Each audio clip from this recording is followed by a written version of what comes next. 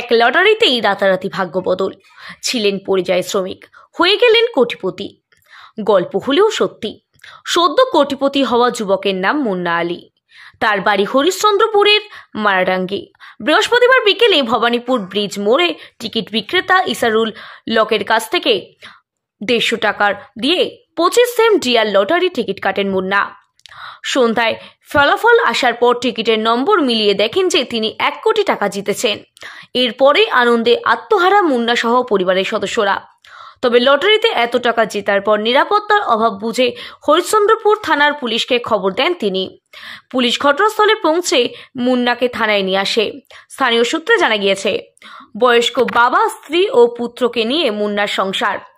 দিন আনা দিন খাওয়া পরিবারের একমাত্র রোজগারে তিনি। 14 বছর ধরে দিল্লিতে প্লাস্টিকের কাজ করেন। অবেশ সংসারে সচ্ছলতা আনতে মাঝে মধ্যেই লটারির টিকিট কাটেন তিনি। আর সেই মতোই এদিন তিনি লটারির টিকিট কেটেছিলেন। আর তাতেই তিনি রাতারাতি কোটিপতি হয়েছেন। 150 টাকা। কত সেম টিকিট ছিল? 25। আর কত পুরস্কার পেয়েছে তুমি? 1 কোটি টাকা। বলছি, এরকম আপনি কি কাজ করেন? আমি দিল্লি থাকি, প্লাস্টিকের কাজ করি। কত বছর ধরেই মানে বাইরে থাকতেন? 14 বছর। কবে বাড়ি এসেছেন? 1 মাস হলো আছে। আপনি কি এই টিকিট বরাবর কাটেন? হ্যাঁ, কাটছি। মানে আপনার পরিবারে কে কে আছে? বাবা, মা নেই, বাবা, ভাই। কি করবেন এই টাকা নিয়ে, কি ভাবছেন? কাজে লাগাবো। কি ধরনের কাজ করবেন? আমরা গরিব, ঘর দুয়ার নাই, ঘর উঠাবো। জমিন জায়গা নাই, জমিন আছে। আজকে কোথায় যাচ্ছিলেন? চাচল যাচ্ছিলাম, তো চাচল থেকে আধা রাস্তা থেকে ঘুরে এসেছি। সঙ্গে কে ছিল? আপনার সঙ্গে কে ছিল? তাহলে আপনার এই স্ত্রী কি আপনার ভাগ্য পাল্টে দিলে, কি মনে হচ্ছে? হ্যাঁ, ও বলছিল কি একটা মনসবা আছে, তো যদি আজকেই বললাম আর আজকে এটা হয়ে গেল। মানে টিকিট কাটতে কে বলেছিল? আপনার স্ত্রী বলেছিল আপনাকে, না আপনি নিজে কেটেছিলেন? স্ত্রী বলছিল। ওর কথা মতো টিকিট কেটেছিলেন। আপনার নাম? মুন্না আলী।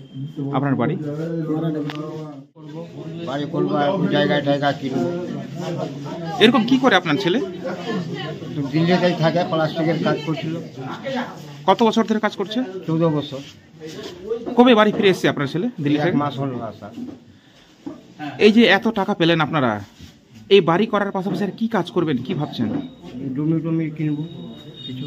আমরা তো গরিব মানুষ, আমরা তো খুব বড় লোক নাই। বাড়িতে খাচ্ছি। বাড়িতে কে কে রয়েছে আপনার? আমার তো বউ মারা গেছে, আমি আছি, ছেলে আছে। তো আপনি কি বাড়ি করতে পারেননি? না, আমি বাড়ি করতে পারি। এই টাকা কি বাড়ি করবেন? হ্যাঁ, বাড়ি। আপনার নাম? মুস্তাক। আপনার বাড়ি? মারাডাঙ্গি। কি হলো ওটা? ছেলে। 5 বছর ধরে। কোন জায়গাতে বসেন আপনি? ভবানীপুর ব্রিজে। কখন কখন বসেন আপনি? আমি সারা দিন মানেই থাকি। আজকে কখন টিকিট নিতে এসেছিল? এখন মোটামুটি 5:30টার দিকে এসেছিল, লাস্টের সময় একদমে। এসে কি জানাচ্ছিল, কি টিকিট নিবে বলছিল আপনাকে? এমনি কিছু বলেনি, নিজের পছন্দই নিয়েছে। এমনি কিছু বলেনি, নিজের পছন্দই নিয়েছে, নিল, আবার টাকা দিল, চলে গেল। কত টাকা দিয়ে টিকিট নিয়েছিল? 510 টাকার টিকিট নিয়েছিল। যেটা টিকিট লেগেছে সেটা কত সেম টিকিট ছিল? 25 সেমে আছে, 150 টাকা।